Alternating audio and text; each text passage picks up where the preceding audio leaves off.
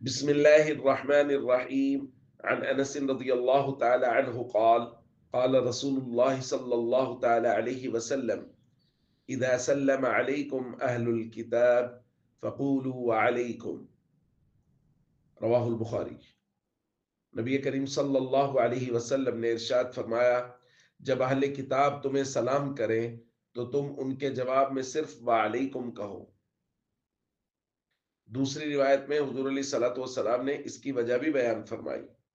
فرمایا اذا سلم علیکم الیہود فانما یقول احدهم السلام علیک فقل وعلیک، کہ یہود جب تمہیں سلام کرتے ہیں تو وہ سلام نہیں کرتے بلکہ وہ السلام علیک کہتے ہیں، تم بھی جواب میں وعلیک کہہ دیا کرو کہ جو تم نے میرے لیے دعا کی ہے وہی تم پر لوٹ جائے۔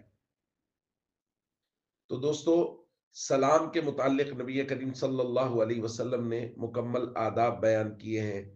ایک تو اصولی بات یہ سمجھ لیجئے کہ جو غیر مسلم ہیں، کفار ہیں، ان کو سلام میں پہل نہیں کر سکتے، ان کو سلام نہیں کہہ سکتے، جیسا کہ ہمیں نبی کریم صلی اللہ علیہ وسلم کے خطوط سے یہ بات معلوم ہوتی ہے۔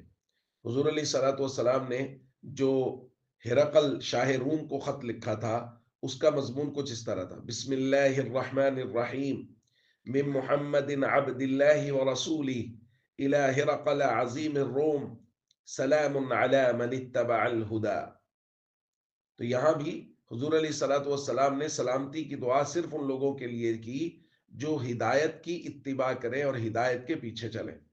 تو چونکہ کفار ہدایت کے پیچھے نہیں چل رہے ہوتے، اس لیے ان کو سلام کی ابتدا نہیں کی جا سکتی، اور اگر وہ سلام کریں تو ان کے جواب میں وعلیک ہی کہا جائے گا۔